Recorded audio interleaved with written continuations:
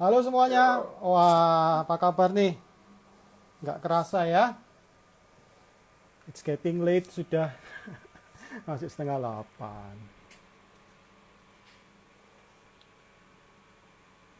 Halo yang baru join.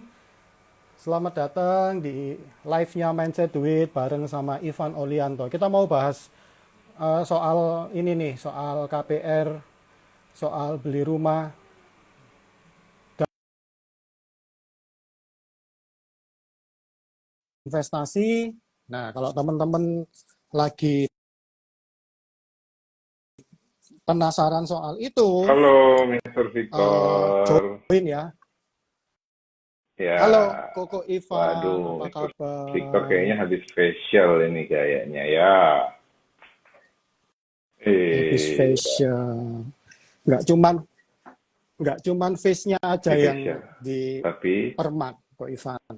Tapi waduh, hatinya sama juga. kantongnya? Kantongnya Kantongnya malah terkuras. plus. Berarti ada yang sisi yang plus, ada sisi Iya. yang minus ya.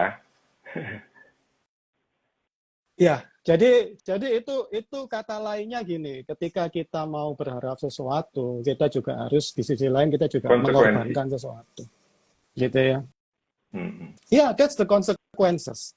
In in almost everything. Jadi hmm. tidak ada, kan ada istilah ya, tidak ada makan siang yang Ya, gratis. Gitu ya. Jadi in order supaya kita dapat benefit, kita harus keluarkan sesuatu juga.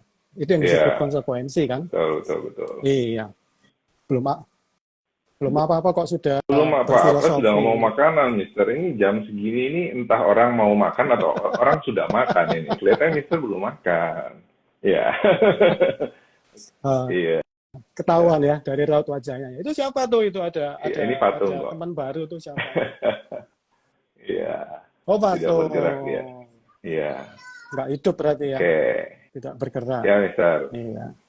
Langsung Oke. mulai aja, Ko Ivan, supaya nggak larut Mm-mm. malam ya selesainya ya. Nah, tema kita malam ini nih kan bisa nggak sih kita bayar cicilan KPR dari em, cuan Oke. investasi? Iya, karena kita angkat tema ini kan karena banyak orang yang komen di postingan kita berdua, postingan kolaborasi kita berdua itu kan banyak yang mengatakan kalau kepingin kredit ini, cicil ini itu nanti bayarnya pakai cuan dari investasi. Jadi atas dasar itu teman-teman semua kita mau hitung nih, apakah itu bisa possible untuk dilakukan? Kalaupun itu nanti possible untuk dilakukan, apa Iya, konsekuensinya? berarti kalau Kan kayak kayak gitu gitu ya. tuh teman-teman Yang berasumsi beli gratis gitu ya, Mister ya. Cicilannya itu dari bayarnya pakai investasi ya. bayarnya Gratis pakai berarti. cuan dari investasi. Ya, jadi seolah-olah Iya. itu seperti Oke, gratis oke, gitu oke. ya. Bukan gratis ya, seperti tidak mengurangi Oke. kantongnya dia Ya. untuk mengalokasikan bayar ini. Seperti itu. Nah, saya mau mulai dulu aja ya. Kalau ngomongin soal KPR, itu selalu selalu yang jadi momok itu adalah bunganya, benar Betul. nggak? Cicilannya, bunganya, Betul ya. penaltinya, resikonya, wah, macam-macam. Uh, ya, kira-kira bunga yang dibebankan itu sampai Ah, berapa sih? Nggak, mungkin ada jenisnya iya, apa macam-macam kita gitu. mungkin berpesan Silakan. dulu kepada teman-teman. Bagi yang mau bertanya, nanti di apa itu, di tanda tanya ya, jangan di komen ya, biar nggak tertumpuk. Oh Ya ya, kan? Oke, jadinya kalau ya. KPR itu biasanya yang paling umum kita ngambil KPR ada yang namanya bunga fix. Jadinya misalnya bunga fix 5% selama 7 tahun. Habis itu setelah lewat masa bulan madu, bunga kecil fix nggak berubah-ubah, pasti masuk masa floating. Masuk masa floating itu berarti bunganya sudah tidak fix, sudah tidak tetap, tapi ditentukan oleh, oh, bukan ditentukan ya, di munculnya perhitungannya itu berdasarkan suku bunga BI.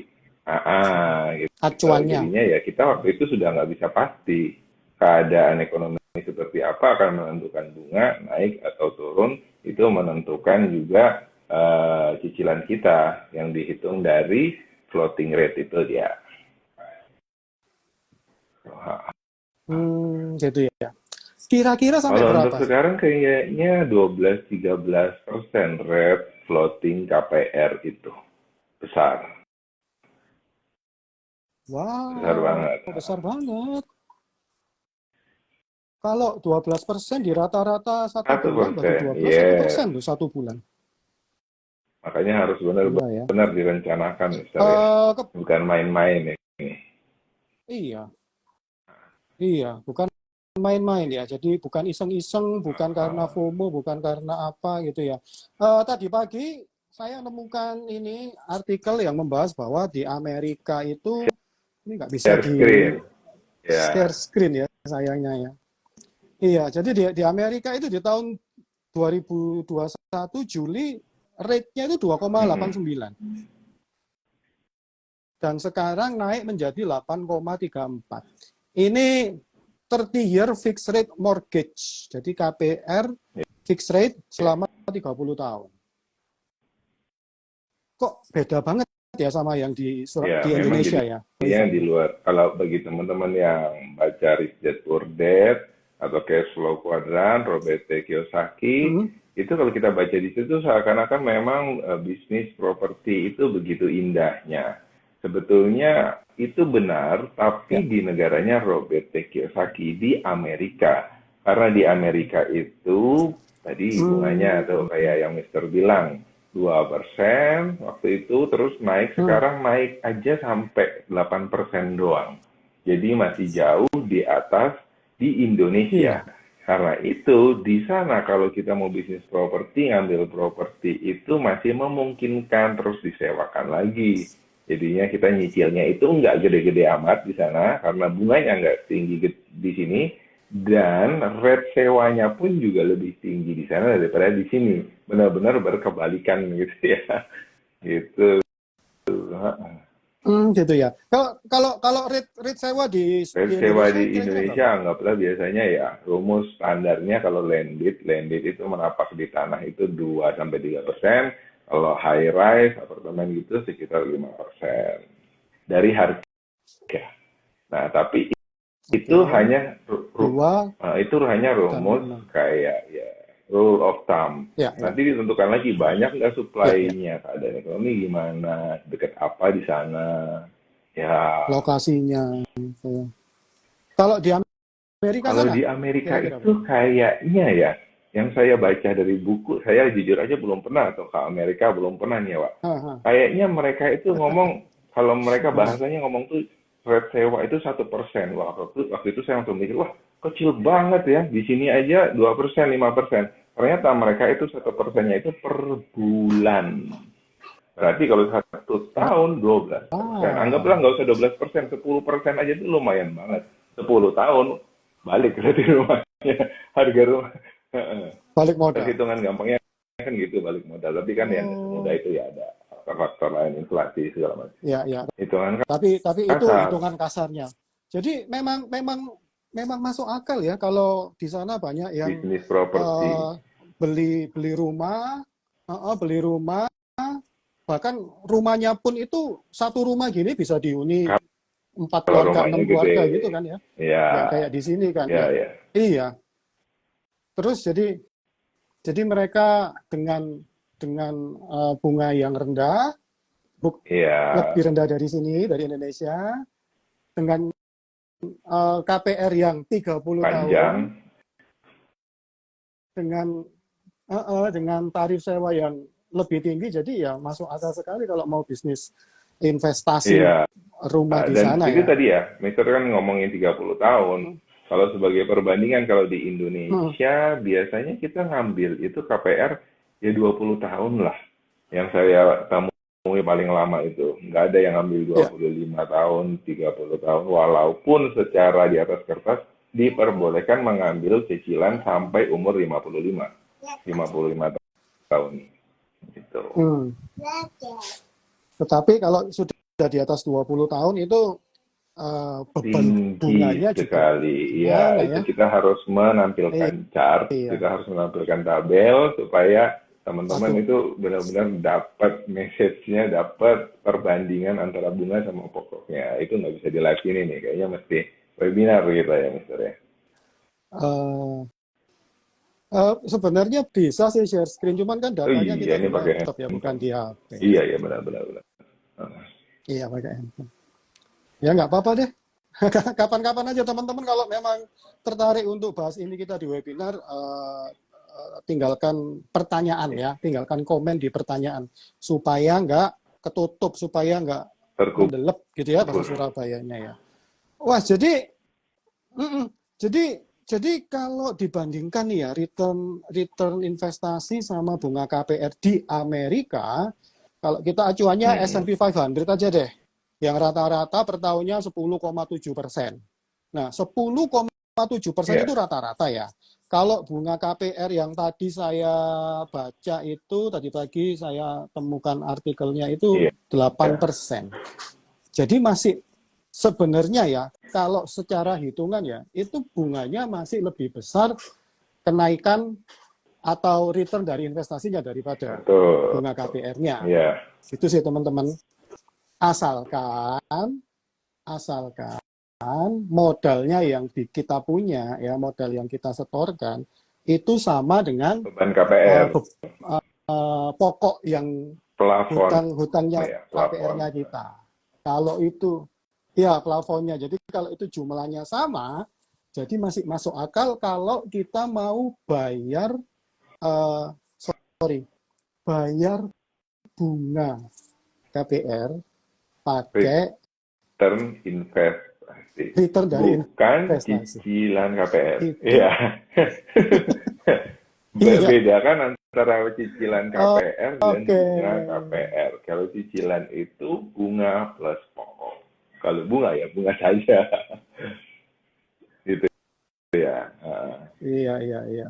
Jadi gini ya Kak Ivan ya. Jadi teman-teman gini ya. Ketika teman-teman itu nyicil KPR bayar cicilannya, itu sebenarnya kelihatannya memang uangnya utuh ya. Tapi Hmm. sebenarnya itu bisa dibagi dua ya ternyata ya. Itu kita bayar pokok plus kita bayar Iya, bunganya. betul. Gitu ya, benar ya. Nah, untuk beban bunganya sendiri ini bisa di cover pakai return dari Iya, investasinya tadi. benar. Asalkan kita punya modal Arah. juga yang sama dengan seharga Hmm. rumahnya. Jadi istilahnya kita bisa uh, nyicil rumah tanpa beban Plus bunga. plus ada investasinya Gitu. sedikit kan, returnnya kan lebih tinggi ya. Oh Plus ya, ada selisihnya. masih ada cuannya dikit loh. Selisihnya. Ya, Iya. Itu kalau di iya kalau di Amerika. Amerika. Nah, sedangkan kalau di Indonesia gimana nih? Kalau Kalau di Indonesia gimana nih? Uh, kalau di Indonesia, kalau di ya kalau di Indonesia Indonesia, kayaknya tidak semudah itu, tidak semudah membalikkan telapak kaki. Jadinya kalau di Indonesia itu masih harus ditambahin satu variabel lagi, yaitu waktu ya. Jadinya kalau misalnya kita serta-merta melakukan seperti yang tadi kita lakukan di Amerika, uh, nggak bisa, nggak bisa. Kalau misalnya kita tambahkan variabel waktu, misalnya belinya sekarang dan kita lakukan itu 5 tahun lagi, itu mungkin bisa, bisa, bisa, tapi tetap nggak bisa untung kayak gitu loh. Paling tidak tapi mengurangi. Jadinya kan pertanyaannya adalah membayar cicilan atau membayar bunga KPR dari return investasi. Nah kalau misalnya kita itu return investasinya itu dibandingkan sama yang nanti gitu ya Mister ya, bukan yang sekarang. Jadi kan hmm, misalnya kita sekarang rumah itu masih kita beli rumah harga 1 M. Harga rumah 1 M. ya. Kalau misalnya kita investasi ini saya bicaranya investasinya anggap aja disewakan gitu ya, bukan investasi yang di uh, Di uh, instrumen jadinya keuangan. nggak mungkin kalau misalnya Hmm. sekarang kita beli terus kita sewakan terus harganya itu harga cicilannya tertutupi sama harga sewa. Misalnya itu tuh bisa terjadi ketika misalnya 5 tahun lagi ketika memang harga rumah sudah naik, harga sewa sudah naik gitu. Harga Harga rumah sudah naik, apa ininya kita juga sudah harga berkurang kan ya, utangnya ya kita.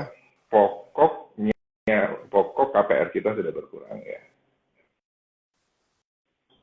Tapi bisa jadi kita Bisa sudah melewati masa fixed jadi rate itu. bisa jadi nanti walaupun pokok kita sudah berkurang, nanti tetap cicilannya itu kurang lebih sama dari awal sampai akhir. Kita berharap kan, oh nanti kita nyicil pada tahun ke-8, ke-7, cicilannya berkurang karena pokoknya berkurang. Belum tentu karena pokoknya berkurang, tapi waktu itu kita masuk masa floating. Di mana masa floating itu kalau sekarang aja bunganya 12-13%.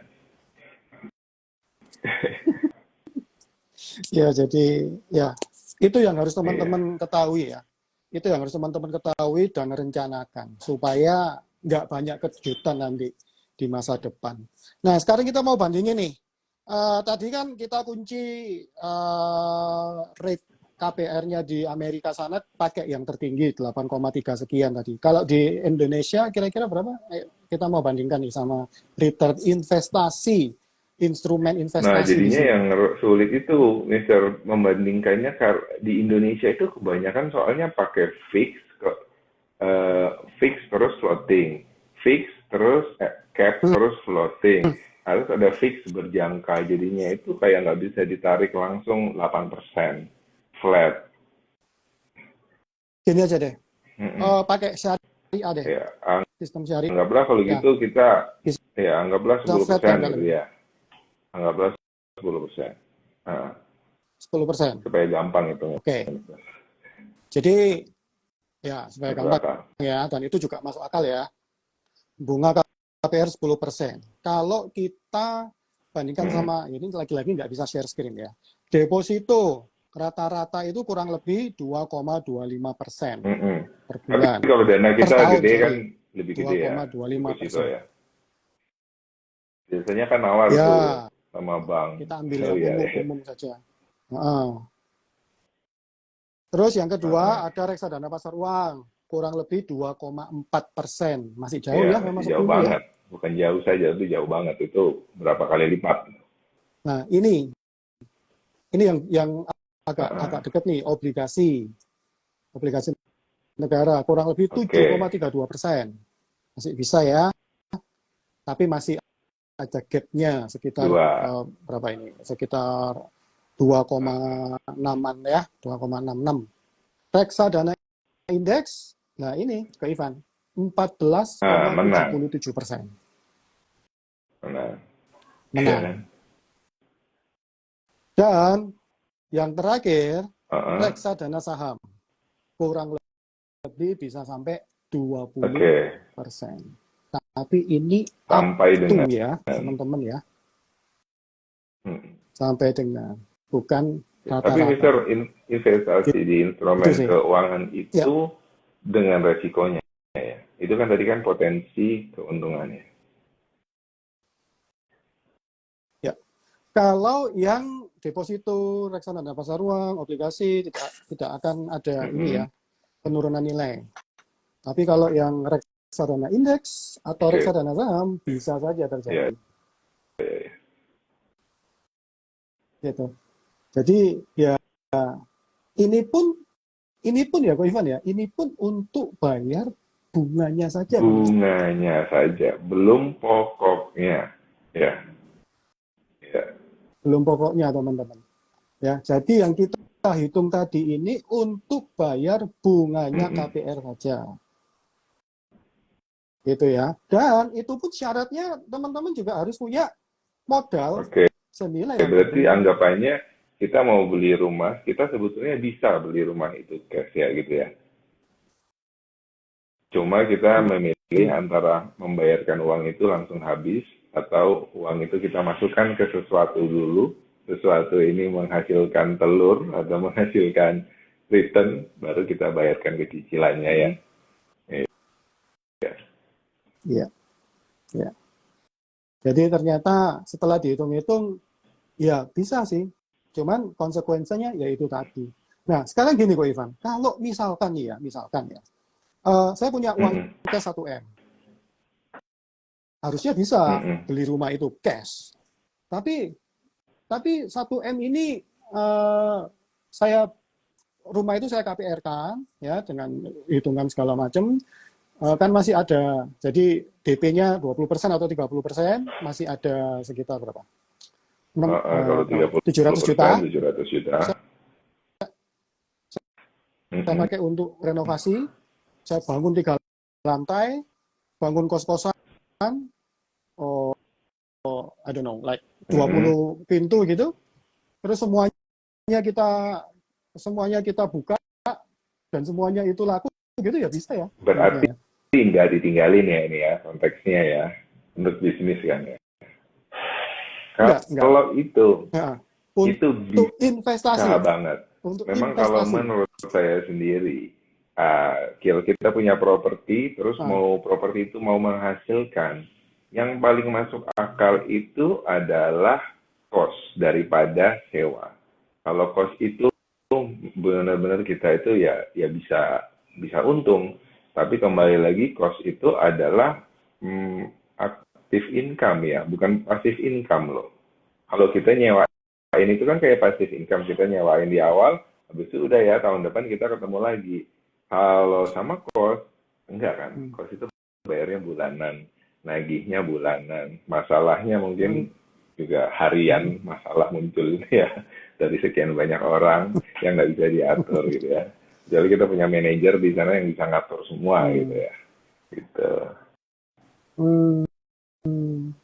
Kalau gitu masih Masuk bisa ya, akal, masuk akal ya. bukan masuk akal, tapi itu saya tahu itu terjadi. Maksudnya ada orang-orang yang Oh, memang ada. untung karena propertinya dijadikan kos dengan catatan kamarnya terisi di atas sekian persen gitu ya, ada hitungannya gitu. Kalau misalnya pas pandemi ya mereka Hmm, rugi. Tapi kalau sekarang ini, terutama kalau dekat jalan universitas, dekat perkantoran gitu, mereka jalan banget. dekat Heeh, pabrik gitu ya. gitu. Oh, jadi kalaupun kita kepengen investasi yang bisa ngecover nggak cuma bunga KPR tapi juga Mm-mm. cicilannya, salah satu caranya adalah dibangunkan kos-kosan di Dibangunkan sana kos-kosan ya. dan bukan untuk ditinggali. Atau kita juga bisa tinggal di salah satu Bisa, kamar kos sana. bisa. Kalau ya itu kan tergantung ya, Kalau tergantung ya, ekspektasi ya kalau kata Mister Victor. Kita cukup dengan satu kamar kos, iya. ya silakan ya apa-apa. Kalau mintanya lebih ya repot gitu kan. Mintanya lebih, ya Apalagi kalau konsekuensinya sudah juga berkeluarga, mungkin lebih. kan lebih kurang cocok ngekos ya kalau berkeluarga. Tapi ada sih kos keluarga. Ya, Ya, apalagi kalau sudah punya anak, eh, gitu ya. lebih nyaman kalau tidak kos. Oke, iya, karena juga Tapi ya ada juga loh susah juga kos-kos sih. mewah.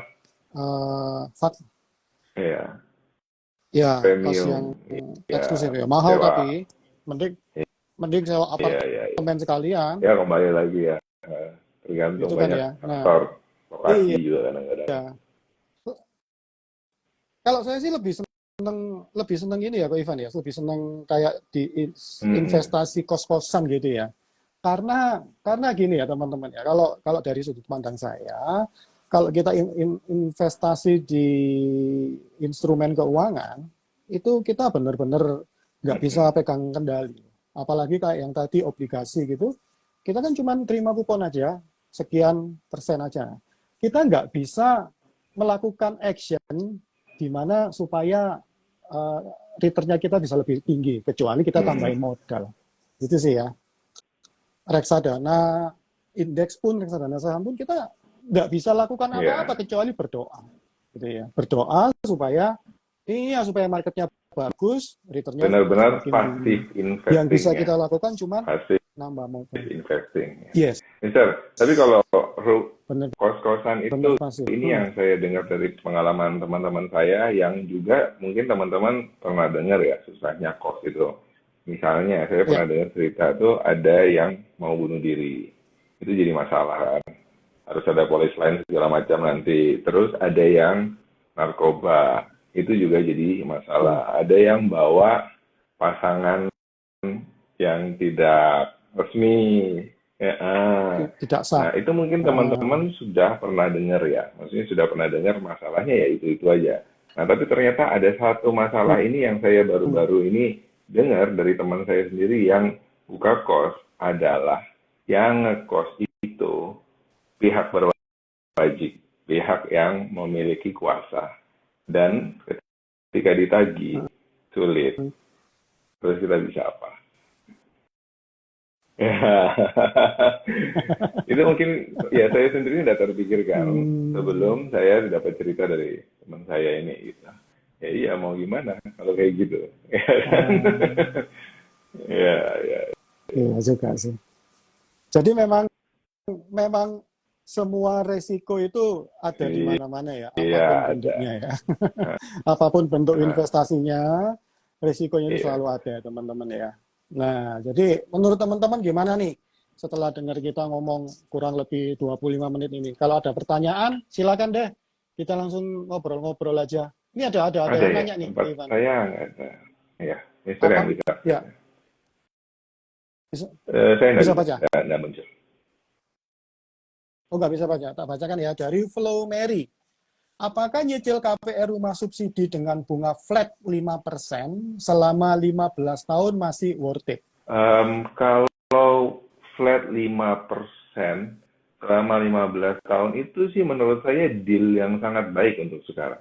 Itu kesepakatan yang sangat baik, di mana kita bisa dapat flat 5% selama 15 tahun. Itu kita berarti kayak anggaplah dapat Avanza dijual 50 juta ya, ya itu kan kesempatan langka. Nah, dan ini memang ya judulnya juga rumah subsidi.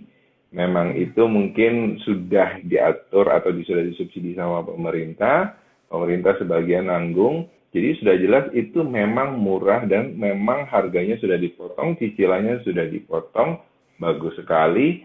Sekarang tinggal mendapatkan itu mudah atau enggak ya. Mungkin rumah subsidi itu kan ada syarat-syaratnya gitu. Enggak untuk semua orang. Tapi ketika kita bisa dapat, oh asik, mau dong. Gitu, bagus sekali. Jadi kalau memang Ya, lokasinya cocok gitu ya, lokasinya kenapa enggak cocok gitu ya? dan saya nggak tahu ada kesepakatan apa ya, maksudnya yang ditambahin di perjanjian, apakah nanti harus begini, harus begitu, karena itu rumah subsidi. Gitu. Oh, jadi harus ada Apakah itu stepnya benar-benar lagi nanti ya? kita diserahkan ke Ah, kita 100%, ataukah nanti ada perjanjian lagi gitu, rumahnya. oh, jadi memang harus secara detail kita benar-benar tanyain Iya, apa-apa saja syaratnya. gitu ya syaratnya ininya. Karena kalau dilihat 15% selama 15 tahun loh, kalau dibandingkan sama Oh, tadi jauh, 10% jauh banget. fixnya ya separuh. Iya. Sudah rumah subsidi mungkin harganya itu Jadi sudah masih dipotong, terus sekarang cicilannya juga pasti disubsidi.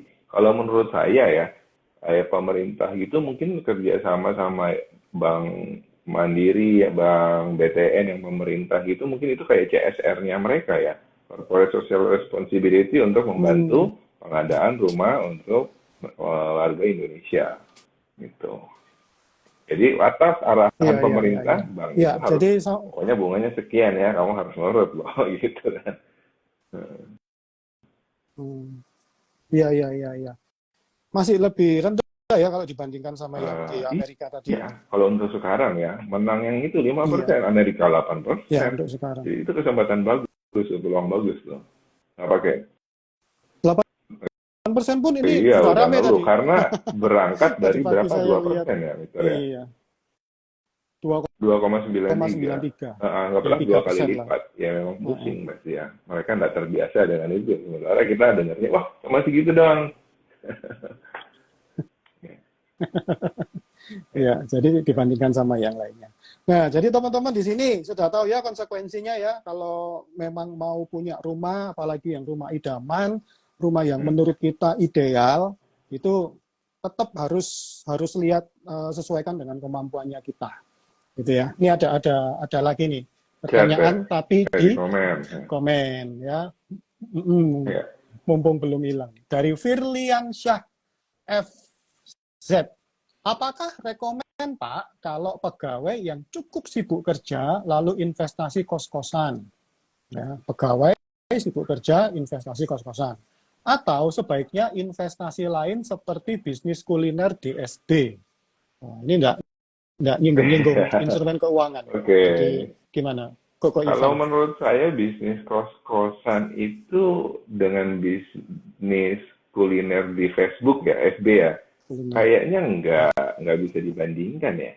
Karena menurut saya kalau bisnis kos-kosan itu enggak. modalnya gede loh. Kita harus beli tanah dan bangun sendiri atau kita sudah beli beserta bangunannya. Sementara kalau kuliner di FB berarti kan kita nggak buka tempat ya. Kita kan bukan buka toko kan, bukan buka restoran kan. Jadi menurut saya sih Bukan. modalnya ini sangat timpang. Kalau misalnya mau aman, ya kita mulai dengan yang nggak beresiko dulu, FB dulu. Tapi kalau memang sudah yakin, hah? Sorry, sorry. Sorry. Bukan Oh di FB, DSB DSB dan dan sebagainya. sebagainya. Oh Ya. saya pikir di FB di Facebook. Oke, sorry. Enggak. Ya, ya jadi gini, kalau misalnya tadi itu, kalau misalnya kita bisnis, berarti sama ya, nggak apa sama modelnya bisnis kuliner. Kayaknya itu bisnis kuliner bakal lebih membutuhkan atensi yang banyak, menghabiskan waktu, tenaga, Ya. fokus. Jadi kalau misalnya kita pegawai dan pegawainya itu yang benar-benar udah waktunya habis, terikat, tidak bisa lari, ya mungkin lebih gampang kalau kita bisnis kos-kosan. Karena di bisnis kos-kosan itu masalahnya tetap ada, tapi kayak kita tuh nggak perlu nungguin, nggak perlu menghabiskan lebih banyak waktu, lebih banyak tenaga di situ. Kalau bisnis kuliner lebih kayak membutuhkan kita gitu. Kecuali di antara dua bisnis itu paling enak itu kita sudah punya orang yang bisa diserahi, yang bisa mengatur itu semua. Bisa dipercaya. Kita tinggal terima reportnya, kita tentukan strateginya, mereka eksekusi, gitu ya. Kalau Mister punya pendapat Ya. lain, Dan kalau Mbak Firlian Syah ini kalau benar-benar sibuk, benar-benar nggak ada waktu luang untuk bisnis maupun kos-kosan, ya bisa investasi di instrumen keuangan juga. Kenapa enggak gitu loh? Kenapa aset uang tunai kita ini dibiarin nganggur gitu ya jangan. Tapi kalau kita mau coba sesuatu masuk bisnis yang sebelumnya kita belum pernah punya pengalaman di sana, itu ya cukup riskan juga gitu loh. Jadi kalau memang memang kepingin punya another source of income ya sebaiknya Mbak ini investasi dulu di waktu untuk pelajari itu gitu loh. Kalau mau kuliner ya nggak apa-apa, tanya-tanya dulu, survei-survei dulu. Kalau mau kuliner ya nggak repot, mending franchise aja gitu loh. Kalau menurut saya loh ya, franchise itu sudah siap semuanya, tinggal sudah kitanya aja menjalankannya terstandarisasi. gimana. Teman-teman saya pun, iya teman-teman saya pun yang sebaya sama saya juga banyak kok punya franchise-franchise gitu. Iya, itu bukan tergantung franchise-nya juga, tergantung kitanya juga. Victor Gitu bilang loh, Mbak ya. sebaya Kalau ini untuk berarti investasi berapa ya? Udah, berarti kayaknya 23-an tahun. kali dua ya. Ditambah Iya. 15 ya. Ditambah 15 gitu. Tapi juga bisa investasi di instrumen keuangan. Tentunya sebelum investasi kita juga harus tahu ya tujuannya dulu itu apa. Gitu lah ya. Jangan cuman karena gini, teman-teman semua ya, nggak cuman Mbak Firly ya, teman-teman semua, aku kepengen investasi ini, aku kepengen investasi itu. Caranya gimana? Caranya gimana? Kan kita selalu nanya caranya gimana, Mister? Caranya gimana, Ko Ivan? Kan gitu ya. Kebanyakan orang kan gitu ya. Yang ditanya itu caranya. Padahal sebenarnya kalau menurut saya, harusnya yang ditanya itu tujuannya apa dulu gitu loh. Sama seperti sama seperti orang datang ke kita, caranya diet gimana sih? Yang ditanya kan selalu teknisnya, ya kan? Padahal menurut saya ya, apapun yang kita lakukan di dunia ini, alangkah lebih baik itu kita tahu tujuannya dulu. Oh, tujuanku itu untuk supaya kolesterolku turun. Nah, tujuanku itu untuk weight loss karena Investor. agak obesity di sini. Tapi kalau ngomong Gitu ya. ngomong Tujuanku investasi karena kan udah jelas kalau tujuannya mengembangkan duitnya dong, mengembangkan dana kita dong. Oh, ya untuk apa? dikembangkan untuk Untuk apa? apa duitnya? Maksudnya berarti untuk beli rumah, Iya, untuk keluar nggak cuman negeri, untuk buka bisnis ya. gitu ya. Ah, Nah, iya, iya, seperti itu benar. Jadi dengan kita tahu tujuannya, kan kita bisa mm-mm. perkirakan jangka waktunya ini butuhnya kapan. Gitu kan ya. Kalau investasinya tujuannya untuk nanti anak saya kuliah mau keluar negeri, masih Mm. 15 tahun lagi. Untuk anak saya menikah, berarti masih untuk 25 Iya, tahun lagi mungkin. Untuk anak saya masuk SD nanti daftar. oke. Berarti 3 tahun lagi. Nah, jadi kalau kita sudah tahu tujuannya itu, baru kita bisa sesuaikan dengan instrumen Mm. keuangannya yang cocok. Yaitu jangan sampai kita cuman pilih instrumen keuangannya itu cuman apa ya, ngikutin yang rame. Rame lagi rame saham, ikut-ikut saham. Lagi rame kripto, ikut kripto. Lagi rame NFT. Nah, sekarang tahun 2021 lalu NFT rame banget, banyak akun-akun yang Bikin NFT. apa namanya, profile pic Oh, profile monyet picture-nya itu itu ya. gambar Iya, iya. monyet-monyet itu loh. Heeh. Terus gimana? Saya lihat kan gambar monyet, gambar yang itu loh, yang apa, yang kayak kotak-kotak Iya, itu loh, pixelate gitu loh. itu Ya kan, rame berharga ya? banget dulu di Itu Twitter. berharga Sekarang dulu. untuk sebagian orang, iya, Oke, ya. diperjualbelikan, bahkan bisa diperjualbelikan gitu loh. Ada BBA-nya Elon Musk, BBA siapa gitu kan, ada kan dulu kan, Oke. diperjualbelikan. Jadi apakah itu berharga? Mm-mm. Tergantung untuk siapa. Gitu kan ya. Sama seperti Robert Kiyosaki pernah ngomong, uang itu berharga. Iya, uang itu Mm. sebenarnya idea kok. Kalau kita punya uang 100 juta deh, 100 lembar uang 100 ribuan, terus kita berada di pulau Iya. terpencil gitu ya, kita Ah, harus survive ya, tidak bisa. Gitu ya teman-teman ya. Makanya itu. Jadi uh, please jangan punya pikiran yang dangkal gitu ya. Ketika punya pikiran dangkal oh, gimana sih? Tujuannya duit, duit, tujuannya duit, mau duit, duit. Tok ngapain aja ya? kepingin, iya, kepingin uangnya biar bertumbuh, Mister, berkembang, Mister. Iya. Padahal nggak tahu tujuannya.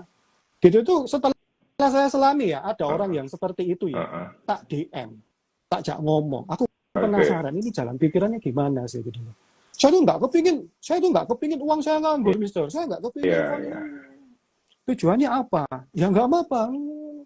Nggak apa-apa. Tujuannya apa? Ya nggak apa-apa. Ya Oke. apa gitu loh. Karena kalau kita nggak nentukan limit ya, kan saya selalu gemakan ini ya, Hmm. know your limit gitu loh. You have to know your limit. Kamu harus punya tujuannya mau sampai seberapa, targetnya itu mau seberapa. Karena kalau nggak, money, uang itu numbers loh. Sedangkan numbers itu Nggak ada infinity, batasnya. ya kan? Kalau kita nggak ada batasnya. Kalau kita menempatkan kebahagiaan kita terhadap hal-hal yang nggak ada batasnya, ya Nggak nggak bakal kita batasin, tercapai. ya selamat deh, nggak bakal Mr. Victor. tercapai. Ya, Gitu. gimana? Lanjut. Bahkan ada Lanjut. loh, ya Mr. ya, Victor dulu. bahkan ada loh, Mister, aku punya Heeh. uang dana darurat sekian. Saya merasa eman kalau dana darurat ini nggak berkembang. Gitu. Tak masukkan saham gini apa segala macam.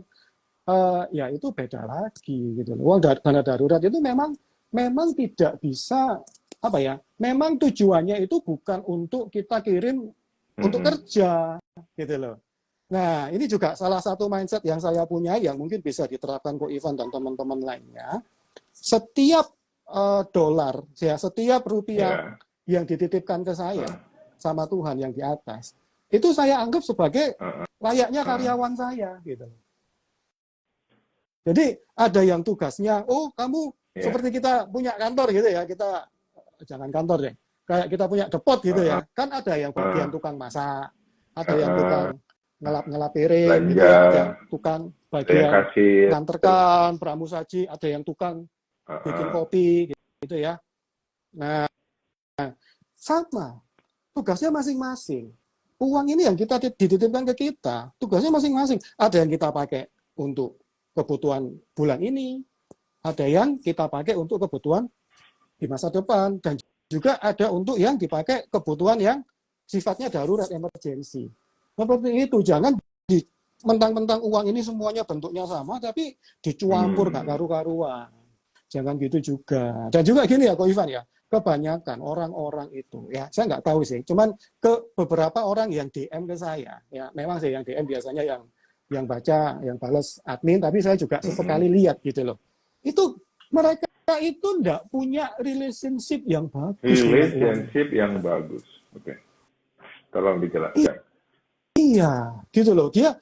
Mereka itu menganggap uang itu apa ya?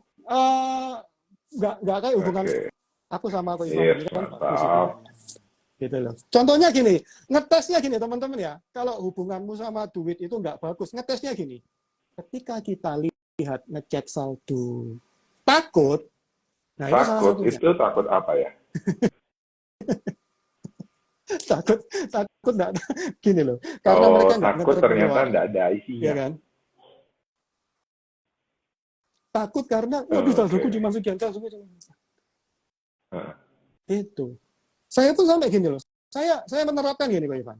Saya bahkan menerapkan apa yang dikatakan Ken Honda, tahu ya Ken Honda yang dari Jepang itu ya.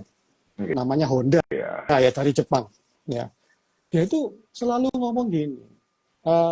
Saking baiknya dia hubungannya sama uang. Setiap kali dia terima uang, meskipun itu uang berupa tunai ataupun cuman angka di HP-nya dia selalu ngomong, arigato mani.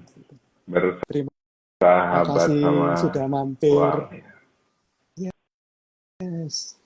Bersahabat dengan uangnya. Berarti jalin relationship. Salah, Mister. Kalau kita menganggap uang itu karyawan kita yang nggak boleh nganggur. Salah berarti dong, kalau gitu. Bukan salah. Bukan salah. Balik lagi gini loh. Tergantung tujuannya apa. Gitu loh. Uang itu diciptakan buat apa sih sebenarnya? Kalau kita perlakukan barang bukan sesuai dengan tujuannya, ya aneh juga gitu loh. Aneh juga gitu loh.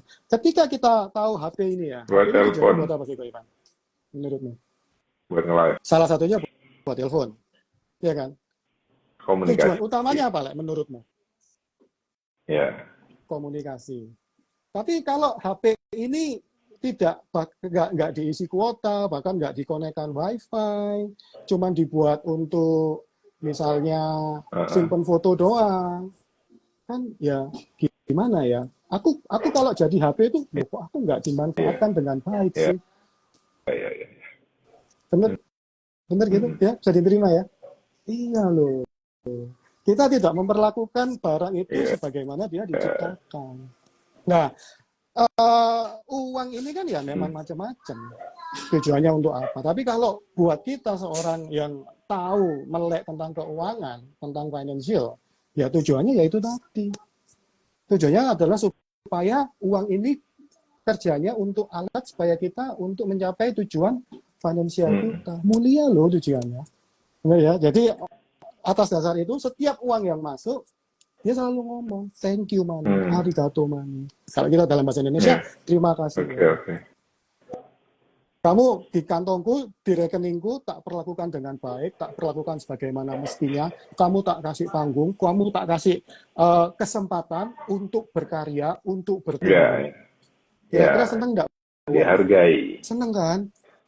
Nah, dihargai. Nah, terlepas berapa lama pun dia mampir ke rekeningnya kita. Kan gitu ya. Aduh, uangku tanggal 1 gajian, tanggal 5 cuma tinggal separuh, Mister. Nggak apa-apa. Mereka mampir cuma 5 hari, mampir 10 hari. Setiap kali kita mau bayar rekening, bilang lagi, terima kasih. Gitu loh. Terima kasih sudah mampir. Kita balas komen yang sering. Terima kasih sudah mampir. Iya. Kenapa sih?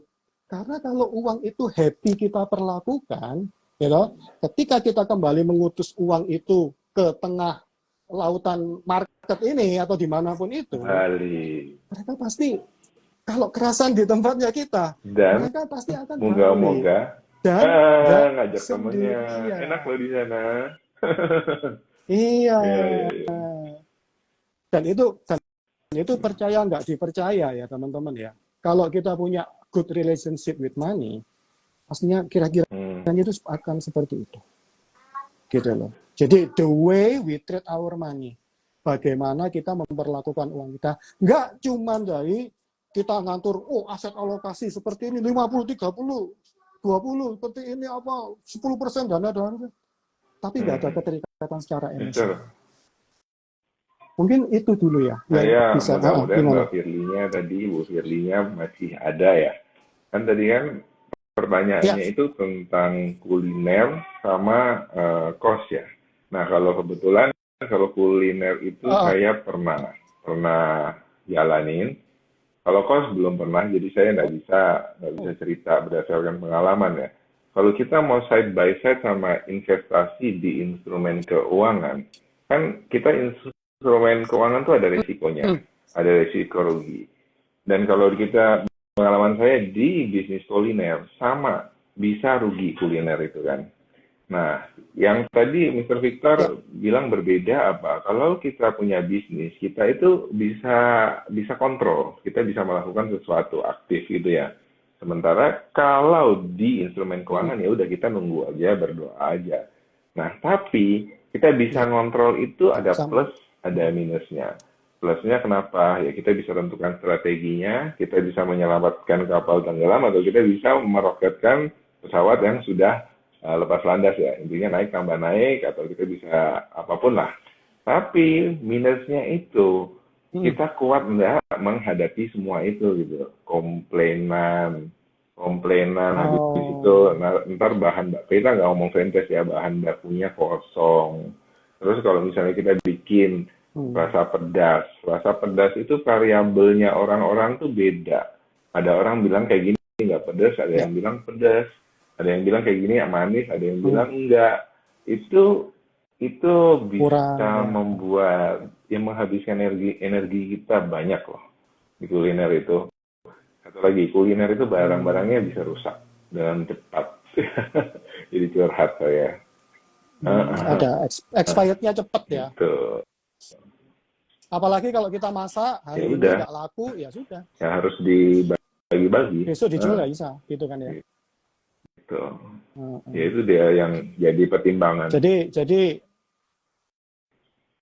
ya memang semuanya nggak ada yang enak Mm-mm. ya, nggak ada yang Ya, mudah ya. Ya, jadi semua punya konsekuensi sendiri-sendiri. Nah, ngomong soal pedes, soal manis itu kan ya prinsipnya bisa dimasukkan di sana. Find ya, the balance ya. Jadi harus ya, sedengan lah. Eh, ya. ambil rata-ratanya.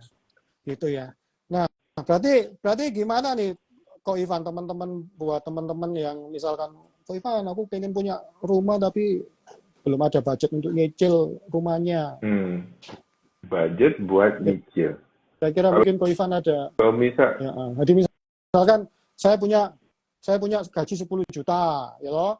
8 juta itu buat sehari-hari, yang 2 juta sudah buat investasi. Nah, kan nggak bisa nyicil. jadi kalau untuk rule of thumb, rumus umumnya itu kan cicilan kita adalah 30% penghasilan. Jadi kalau misalnya tadi penghasilannya Hmm. 10 juta ya berarti cicilannya total KPR, cicilan mobil, cicilan handphone itu 30% ya 3 juta. Tapi 3 tapi juta tetap maksimal. itu adalah umumnya, itu adalah idealnya, tetap masih banyak variabel yang harus kita ketahui untuk menentukan angka pastinya 30% itu bisa ke 50% enggak gitu. Karena beberapa kasus boleh tuh 50% dari penghasilan gitu. Nah, yang harus dipertimbangkan lagi adalah kenapa harus benar-benar dipertimbangkan? Karena ini komitmen jangka panjang yang beresiko. Ketika kita tidak bisa komit sama KPR, ada kemungkinan rumah kita yang sudah kita cicil setengah jalan atau 3/4 jalan atau 2/4 atau 1/3 atau berapapun itu bisa diambil lagi sama bank. dilelang. Gitu. Gitu. Ah. Oh gitu. Jadi belum sepenuhnya milik Ketika kita ya. kita tanda tangan akad KPR, sertifikat anggaplah atas nama Ivan Olianto itu langsung dipasangin yang namanya hak tanggungan. Hak tanggungan oleh bank ini, bank itu. Dan selama ada hak tanggungan itu, Ivan Olianto tidak berhak menjual. Sedangkan pemasang hak tanggungan itu yang adalah bank itu berhak menjualnya. Gitu. Oh, tapi masa nggak ada Oh, kompensasi kalau rugi, Pak? misalnya sudah masuk ranah lelang segala macam itu kan memang ya itu sudah bukan sesuatu yang pasti, bukan sesuatu yang ada angkanya, tapi itu sudah nego-negoan. Bisa-bisa dijual lebih rendah Maksud gitu ya saya, harganya ya. kita apakah dapat nanti kompensasi? Ya, itu tergantung. Itu tergantung. Memang kalau sudah masuk lelang, itu sudah susah, sudah hutan belantara, sudah hutan rimba, kekuatan lah. Gitu. Jadinya, contoh ya, contoh. Iya. Ada cerita saya, rumah ini sudah waktunya dilelang, waktunya diambil sama orang. Tapi karena dia punya teman pengacara, namanya nawarin, kamu mau rumah ini ya, ambil. Ya udah, aku tinggal di sana ya 2 tahun. Ya sampai sekarang rumah itu aman. Jadinya ya istilahnya itu semua bisa dimanipulasi, kembali lagi, tapi ya semua itu penuh resiko, semua itu penuh intrik, dan ketika sudah masuk ke area sana ya itu area berbahaya lah. Iya, Gitu. iya, iya. Jadi dari ceritanya Ko Ivan, teman-teman yang memang berencana untuk KPR, sebisa mungkin pondasi keuangannya diberesin dulu ya, dimantapin dulu ya, supaya menjaga memperkecil resiko hal-hal yang seperti tadi disebutkan itu Ya, bisa terjadi. Itu sih. Jadi kalau misalkan uh, uh, misalkan gaji 10 juta maksimal amannya kan aman. 30% ya Ya. cicilannya ya. Asumsinya nggak punya Mm-mm. cicilan lain berarti ya 3 juta. Padahal padahal kalau misalkan kita Mm-mm. kemarin kita kan pernah hitung-hitungan kan, rumah 1 M dicicil 15 Ya. tahun berapa? 7 juta ya. Oh. Kira-kira 7 juta lah. Nah, ada nggak Ko Ivan cara untuk mendapatkan 4 juta sisanya ini? Harapannya ya penghasilannya ditambah. Nggak ada jalan lain kan? Bagaimana caranya Penghasilannya ditambah. 3 juta bisa jadi 7 juta, kurang 4 juta. Ya kita harus nambahin 4 jutanya. Gimana lagi kan? Harus ditambahin 4 juta. Dari mana? Ya Nah, itulah yang menjadi PR-nya gitu ya. Bagaimana menambahkan digit-digit ini ke kantong kita. Supaya bisa nyicil yang lebih besar. gitu ya. Gitu ya. Kalau Mister mungkin mau Iya sih. bahas dari Nah, kalau keuangan. kalau menurut saya sih gini ya, kita semua dilahirkan di dunia ini Mm-mm. pasti punya resource. Ya, resource itu bisa apa aja. Ada yang benar banget Setuju. kok, Rahma, Sidik. Kita itu pasti punya resource teman-teman ya. Kita punya skill, kita punya waktu. Waktu itu salah satu resource juga. Kita punya skill, punya waktu, punya fokus. Yang biasanya kalau kita kebanyakan orang kita pakai Ya. untuk kerja. Nah, kalau kita sudah kerja, dapat gaji, mentok 10 juta, nggak bisa naik lagi, sudah nego, sudah apa, udah mentok nih 10 juta nih, ya mau nggak mau kita harus ngubah resource kita yang ada untuk menjadi Mm. aset. Ya. Saya ngomongin aset ini belum tentu aset keuangan Belum ya, tentu teman-teman ya. rumah, belum Jadi tentu misalkan deposito. belum tentu Oke. reksadana, belum tentu saham. Iya. Jadi ini itu seperti hukum perpindahan energi dulu. Waktu Newton, SMA atau Newton. waktu SMP dulu. Energi ini kan bisa Mm-mm. berpindah Mm. menjadi energi yang lain, gitu ya. Sama, resource ini bisa kita jadikan Ya. aset. Contohnya apa sih? Contohnya ya, kalau saya yang saya alamin sendiri, ya teman-teman pasti tahu lah. Teman-teman kenal saya pun pasti dari IG, ya kan? Ya. Teman-teman yang di sini nih loh, gitu, yang nonton ini loh, kan temannya tahunya kan pasti dari IG. Nah, apakah IG itu suatu aset, Mister? Belum. IG itu resource saya. Angka follower itu adalah resource saya. Nah, angka followers ini bisa jadi aset ketika angka ini berubah dari follower menjadi rupiah, menjadi dolar. Nah, itu teman-teman. Jadi, kalau teman-teman bingung, aduh mau ngerjain apa, Mister? Coba